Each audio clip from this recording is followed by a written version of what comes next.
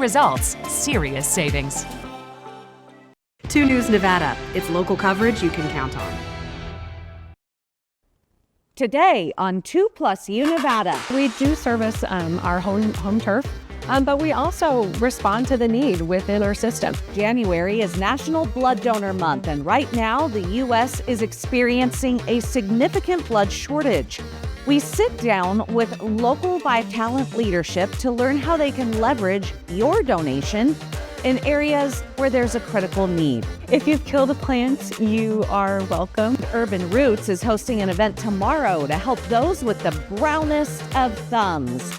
Learn about the Dead Plant Society. Plus, 2/3 of what's in every trash truck is compostable. It's food waste, paper waste, wood waste, yard waste. Turning the dumps into a thriving business, all while helping veterans reintegrate back into everyday life. You're watching 2+U Nevada.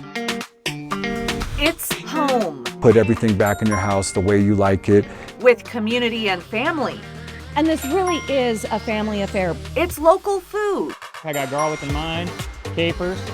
It's health and wellness. Plus, we don't have these, and we could be using them. With plenty of entertainment.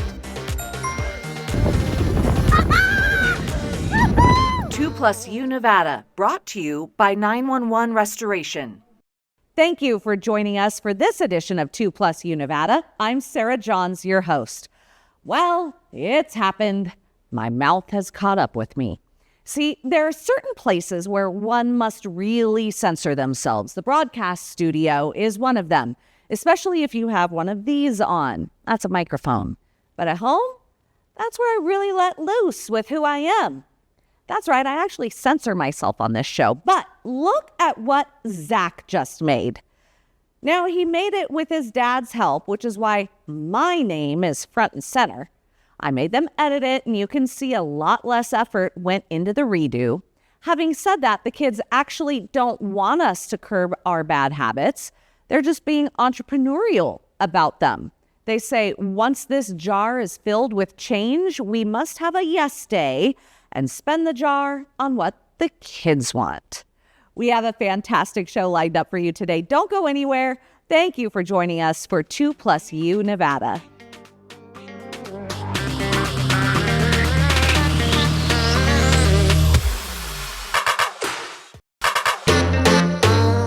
You are watching 2+U Nevada, and I'm very excited to have Jackie Grams joining us this afternoon from Vitalant, the Reno Vitalant. And Jackie, we're here to talk about the national blood shortage because, especially with the weather that's going to be happening like across the entire country apparently this weekend, we really are in a it's not a critical stage, is it? But it's a serious stage of a serious lack of donors? It is. We are being impacted more at this point in time by cold and flu season. So that really hits us post-holidays, people coming back, getting back into the swing of things. And also when you visit family, you usually bring something back with you, like a little head cold or something like that. 100%. So a lot of people are struggling with that.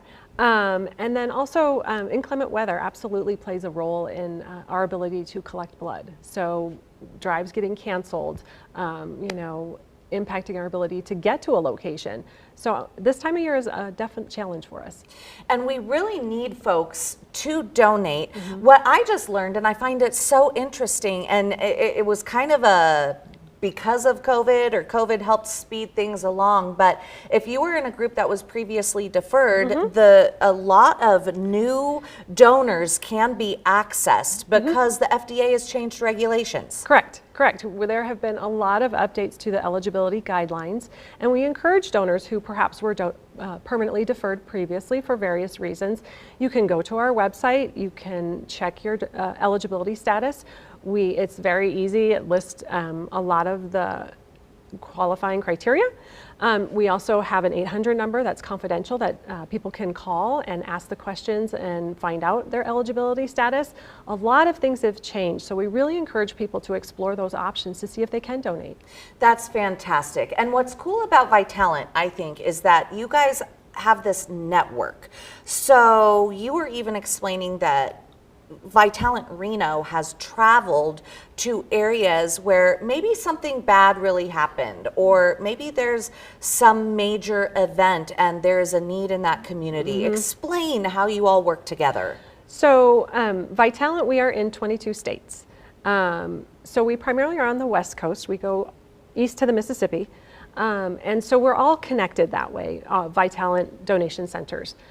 So we can check inventory levels. So if there is, let's say there's an event, or let's say there's a patient that is utilizing high numbers of units of blood, trauma or surgery or what have you, we can come together and we can support that area. So for example, like we have donation centers in Texas. If there's a patient in Texas that, let's say, needs a massive amount of blood products, we can help out that area if they don't have everything on the shelf that they need. So we communicate, we keep those lines of communications open, and then we can support as needed.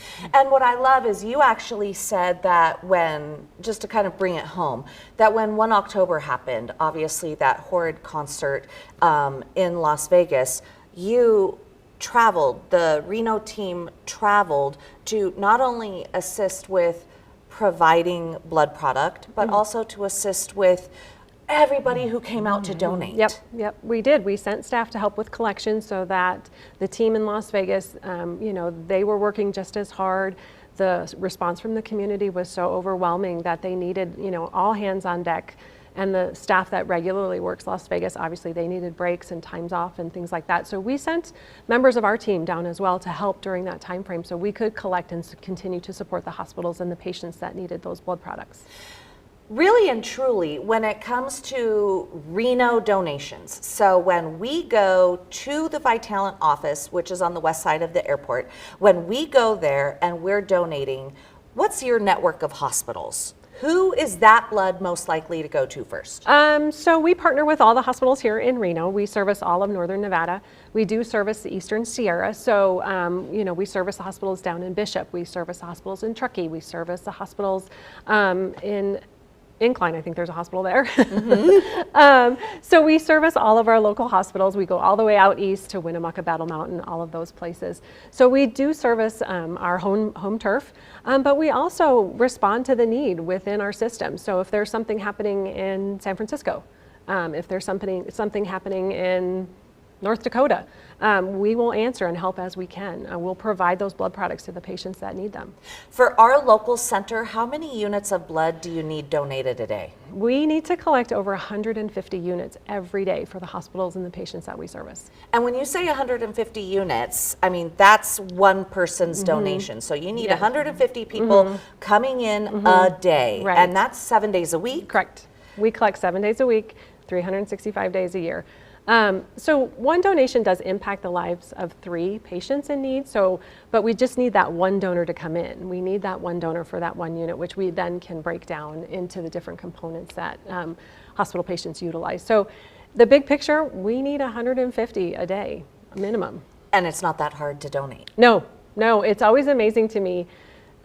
When we have donors come in, they haven't donated for a long time. They come in, our team is very skilled, very welcoming, make you feel at ease and make the process as efficient as possible. So we get you in and out in a timely fashion. So when I hear donors say, wow, that didn't take very long, that's the biggest compliment. And we love to hear that because that's what our goal is. We value the donor's time and we want to make sure that you have a pleasant experience. We want to make sure that you make the most of your time with us and we respect your time. And you can do it in a lunch break? Pretty much. Yeah, absolutely. Yeah. And if you can't come to the fixed sites, if you can't come to our Reno location, we have blood drives around the community every single day. We run over 60 blood drives a month in our area. Fantastic. So you can find some place to donate. We want to make it easy and convenient for everyone in the community. And easy and convenient to find out information as to whether you can donate or when you can donate or to schedule an appointment. People can just go to your website. Yes, what is that? Vitalant.org. Awesome. Thank you so much for joining us this afternoon. We really appreciate everything that you do. Thank you. I appreciate the opportunity. You're watching 2+U Nevada.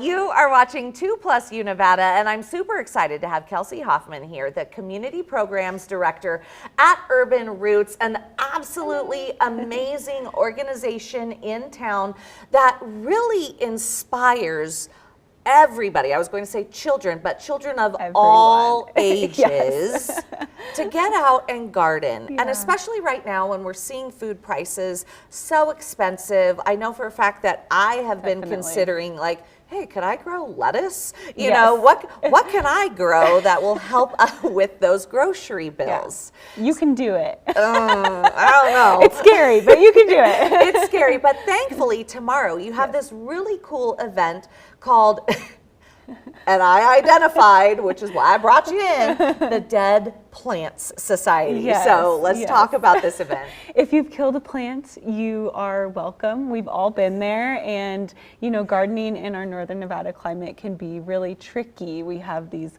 cold, frozen nights, we have these hot summer days, we have a short growing season, and so this workshop is really designed to get people started thinking about what they want to grow, how to best set up their space with a little bit of extra support and guidance along the way. And what I love about this is this event tomorrow is, and admittedly, I said this to Jenny when we had Jenny on the show, like I think of Urban Roots initially as just for kids. But you aren't. You are for everyone in the community. So this event tomorrow is adult featured, focused, right? It's for the adult who wants to grow their own food.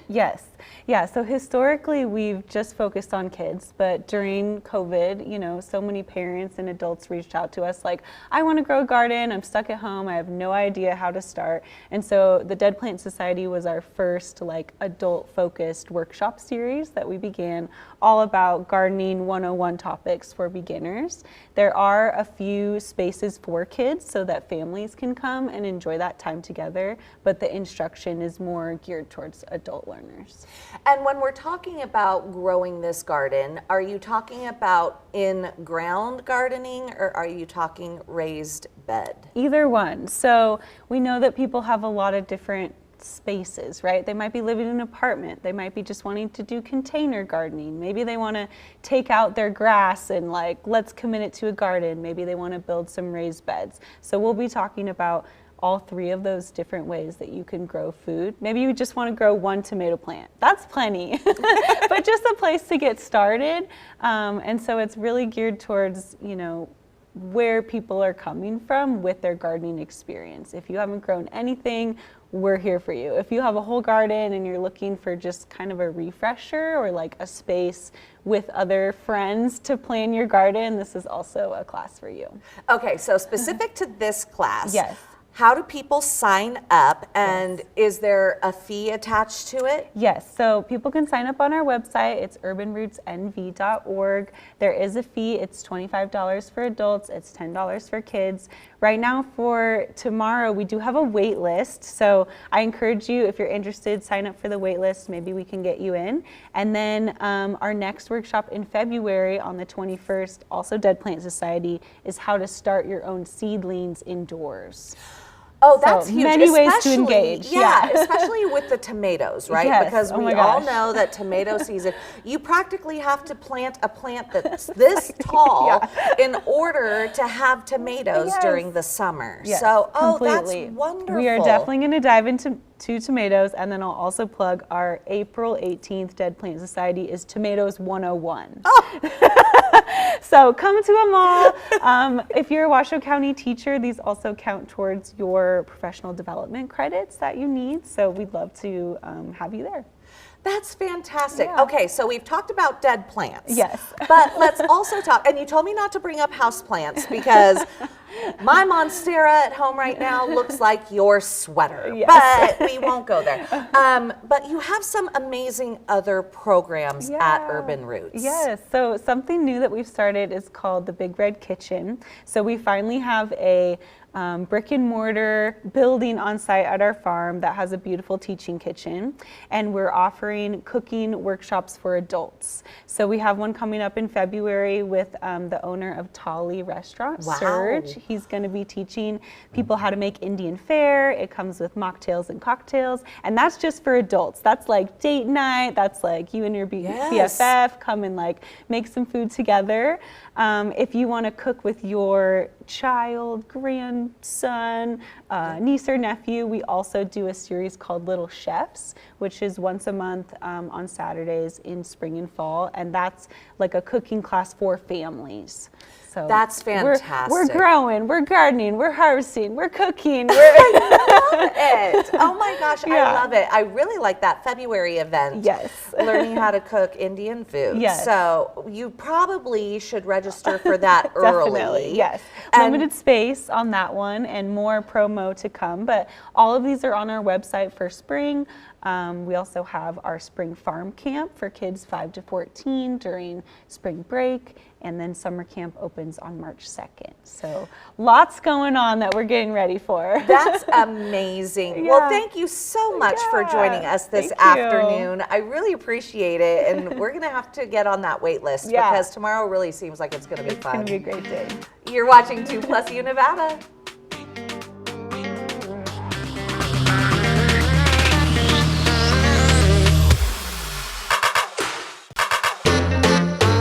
You are watching 2+ U Nevada. Joining me today, Neoma Jardin, of course, Executive Director of Downtown Reno Partnership.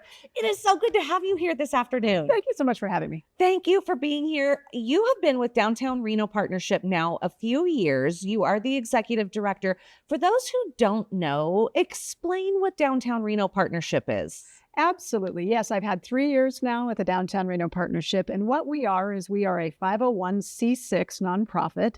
And we came to be out of the understanding that downtown Reno, like many downtowns, needs more of all the things. They need more attention to homeless issues. They need more picking up of trash. They need more of interacting with the visitors. So we were formed 7 years ago, and we have 40 ambassadors and 10 security guards. And we patrol downtown. We clean up trash. We take people to services, and we greet visitors.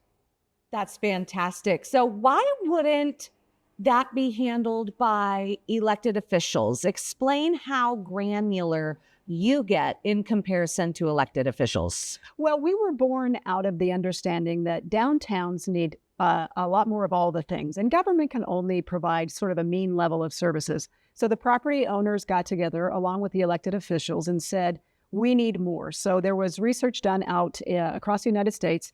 And we found that there are 1,600 business improvement districts across the nation, and they were really having a very positive impact on their downtowns. So the council and the community came together and said, we're going to do a self-assessment of the properties downtown and form this business improvement district to improve the conditions of downtown Reno. And what you have done is so amazing. Taking a look at the numbers from June of last year to June of this year, 312,500 pounds of trash collected. I mean, that's massive in and of itself. And you have vehicles to remove that trash. Yes, we do. We have a couple of trucks. We have a pressure washing vehicle. We have a van that helps transport. But we're the ones that are out there picking up. Maybe someone illegally dumped a mattress or a refrigerator, or there's just blowing trash. Yeah, we're out there hauling about 2 to 3 trips to the dump every single day. And so downtown has never been cleaner. If you haven't been downtown in a while, come and check it out. It does. It looks so good. I was just down there recently, and it's so nice to see downtown vital. Yeah, it really is. You mentioned pressure washing. You guys have also done 4,500 pressure washes. What are you cleaning? And can you come to my house? Like, can people request you guys? Absolutely. Well, you can imagine we get 1 million visitors downtown Reno. There's a lot of foot traffic. People spill stuff. People don't clean up after their pets, maybe. And so our pressure washing truck is out there to schedule cleaning the sidewalks and alleys. But also someone might say, hey, there's a spilled mess here. Can you come and clean it up? And they'll call our hotline and we will go out and clean the mess up. Oh, that's fantastic. Or if somebody partied a little too hard. A little too hard. Okay. We clean those things up too. Oh, bless you. All right. So with this being in existence now since 2018, I think you said. Yes. What have you heard? What's the feedback from the businesses? Well, the interesting thing is the businesses, which we are a business improvement district, is that we really are that point of contact. They're running a business. They're trying to deal with payroll and get customers in the door. They don't have the time nor the expertise to maybe address the social issues that are happening outside their doors or deal with the trash that's left over, those sorts of things. So we really are the ones they can call our hotline 24 hours a day, 7 days a week. We work all those hours and we will come and respond to those things so they can just keep on focusing on their business. What I found so interesting, we were talking before the segment, you were telling me that businesses can request of you statistics of events that occur, foot traffic or even traffic coming in and then leaving and where they go next. Like, explain how granular you're getting with this information. Well, very. In addition to the ambassador services, which again work 24/7, we have an economic development department, and anything you could want data-wise for downtown, we can give you that information. So let's say you want to know at your business, you had a special event, you want to know how many people came, where did they come from in the downtown area, and where did they go to after my special event? We can provide that to you, which really helps a business kind of get very focused on what they're offering when and what the return was on maybe the thing that they did. So we give every bit of data about downtown. You want to know about any stat of the makeup of downtown, the demographics, the businesses, trend lines. We're there to give you that information. And we're also there to give that information to brokers and realtors, because they're the ones that will help to get all those things downtown that all of us want. We want more retail. Everybody wants a grocery store. That's where we connect and we give that data to them so that they will attract those businesses to downtown. Neoma, thank you so much for joining us. If people want to help you, if they want to donate to you or volunteer for you, what do they do? Well, they have two options. They can go to downtownreno.org, learn about our organization. All of our contact information is on there. Or they can call our hotline at 775-313-4080. We're there. We'll give them any information that they need. Neoma, thanks for being here. Thank you. You're watching 2+U Nevada.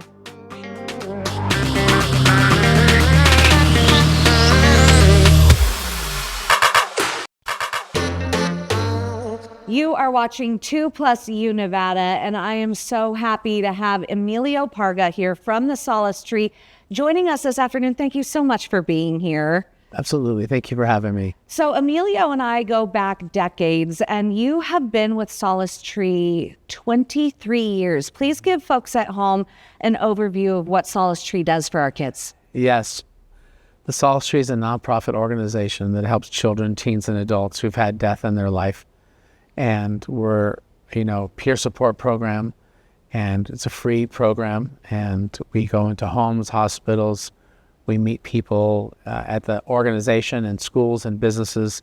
And we just kind of help them get ready to either prepare the children for funerals or help the family navigate, going into the funeral and the grieving process or the service. Just getting it started. And because of what you do and who you work with on this Mental Health Day, World Mental Health Day, I felt it's so important to have you here so that people understand how to even talk to their kids or communicate with our youth and get them to open up if they're not doing okay. Yeah, we are in the business of having that intentional dialogue. A lot of times people don't want to talk about it at that time. But if we keep checking in with them, if we keep letting the children, teens, or adults, whoever it might be at any age, let them know that we're here and we're available and we're here to listen, then we just keep checking in with them and we become doers that way. Because it's hard at first, and not everyone's going to share their story because they also have, depending on their age, unprocessed grief. And unprocessed grief and unaddressed grief, if not, processed, can go sideways. I mean, we even see that, Emilio, with adults, that unprocessed grief. And we had a guest on here last week who said, people will check in with you for maybe the first year, but then that check-in stops. But grieving goes on for life. Yeah, grieving, it takes a lifetime, and we need to continue to check in past that first year. And it doesn't have to be every day, maybe not every week, but just, monthly, seasonal. I call it seasons of grief, where we all grieve, and then we grieve seasonally. Like right now, we all know it's the fall and the holidays are coming up. So this is a really good time as well to just check in with individuals, family, etc. I can't believe taking a look at the numbers, first of all, Solace Tree, by the numbers, you've helped 9,873 children, 6,026 teens, and in that you've also helped 4,845 adults to have a total of 20,744. That is enough, Emilio, to fill the Aces Stadium 2 times. 2 times, absolutely. That's a lot of people. And they come from Elko, they come from Susanville, they come from Gardnerville, Topaz Lake, Lake Tahoe. They have come from far places, so. And another staggering statistic, that 1 in 11 children in Washoe County will experience the death of a parent or a sibling by 18. By 18, not including a friend, a pet, a caregiver, a foster parent. It's just a parent and sibling. So those numbers are very high. And before the pandemic, it was higher, and now it's lower. There's just a lot of, even though we have all these resources, it's just that's the number as far as children having a parent or sibling die. So if somebody's child has experienced loss, or if there's a school that has many children who have experienced a loss, what kind of services does Solace Tree provide, and how do people do that outreach? So the Solace Tree is just specifically for people who've had somebody die, but we also have a program called the Good Grief Project. It's in schools, and it's for kids and teenagers experiencing all loss. So incarceration, their parents are going through a divorce. I've even heard kids say, I'm also going through that divorce. Very profound. Foster care, maybe they moved and they're having some friendship or anger management issues, anger issues. So we have those programs to help kids, we help them navigate them with a school counselor and other kids experiencing other losses in their life, not just death. Okay. And then how can we help as a community? So it's a nonprofit organization. We work 7 days a week. So we work around, the school, hospitals, the state, different professionals. We're a complement to many, many professions here in town. We're always looking for donations because we provide free services, and we need sponsors. So, we're just glad to do this 23 years later, and the community's been great, and we just need more support because it's just the times are different. Okay, contact information, website, phone number. 775-324-7723 is our office number, and then the solacetree.org is our website, solacetree.org. Emilio, thank you. And as a parent, we're both parents here. Last words of advice to anybody watching at home. We need to be mindful of what's happening with our kids, our kids, our teenagers, even as adults, as parents, just kind of checking in. So much unprocessed grief and unaddressed grief from the past catches up to marriages, relationships, professions. And we just need to be available to listen and check in with others, not just on anniversary days, but every once in a while, throughout the week. Emilio Parga. You're watching 2+U Nevada.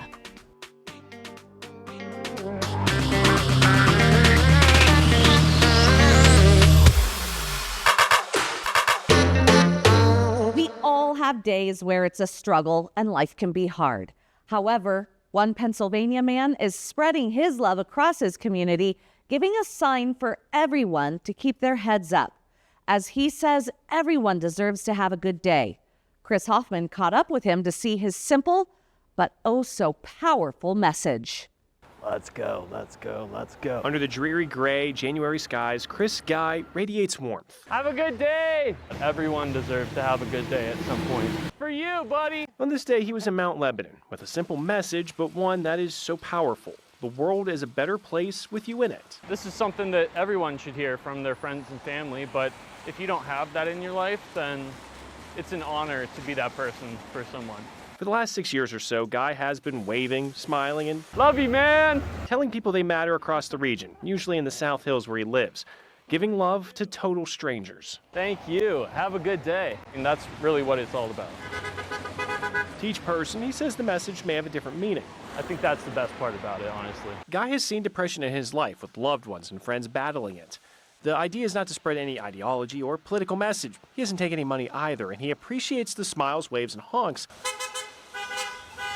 But he hopes people go home and think about the 9 words printed on his sign. Even if one person sees my sign and goes home and thinks about it and decides that they're having a better day than they had previously, all the more worth it. While living in Meadville, he had someone thank him as they battled some struggles. You got to be the change that you want to see in the world, and I think that this is a good first step for anybody, myself included. And on this day, another stranger thanking him as they go through some personal problems. Man, I'm here for you. Just some black lettering on a white poster board. Wow. But so powerful. Wow, wow, wow. Sometimes it even surprises me, what people tell me. It's truly is a blessing that I get to do this. Guy says anyone can help someone. He encourages others to be a bright spot in a world that can too often feel dark and bleak. The world is a better place with you in it. Seeing how words matter for On a Positive Note in Mount Lebanon. You, that's it. Yeah, all right. Chris Hoffman, KDKA TV News. Meanwhile, many veterans find the transition home from military service to be filled with rough spots. In Maryland, one veteran found himself down in the dumps until he turned his life around and built a business that gives back to the community. Sierra Williams has his story. The work is loud, messy, and grounded in grit to succeed. Is it easy? The business? Yeah. This is not easy. No, if I had to do it over again, I don't know that I would. The journey to get to where he is now started in the Army. Garrity served 10 years. I did 5 years of active duty as a combat engineer officer and then 5 years in the National Guard. He succeeded in service. In December of 2008, I got a Bronze Star in Iraq. But when his service ended, the transition home was rough. And 6 months later, I was on unemployment back here at home. Recognition to rejection hit hard. It was, disappointing, obviously, to go from success in the military to not success or being kind of out of work and kind of feeling like no value. Instead of being down in the dumps, he took a closer look at what's in it. Solid waste. But I just always thought like waste was really a weird problem, that we have all this material and we just throw it away. And so I've always just been drawn to the idea of, repurposing and reusing materials. That idea became Veteran Compost, turning food waste into soil. 2/3 of what's in every trash truck in Maryland is compostable. It's food waste, paper waste, wood waste, yard waste. The company started in 2010 and has kept growing. Today, about half of his employees are veterans. That's what we're always striving to do, is find more veterans and family members to hire, because the whole reason this started is, I didn't have a job. Once again, surrounded by his comrades, the environment has changed, but the mindset has stayed the same. I think like that never quitting thing is probably the thing that kicks in the most. And for veterans still struggling to find work, you got to look at the skills you have from leadership and experiences in the military and think broadly when you think about something to do and just get out there and get into it. 15 years after its founding, Veteran Compost Company is still going strong. Don't go anywhere. We'll be right back with professional development opportunities being provided by Sierra Arts Foundation.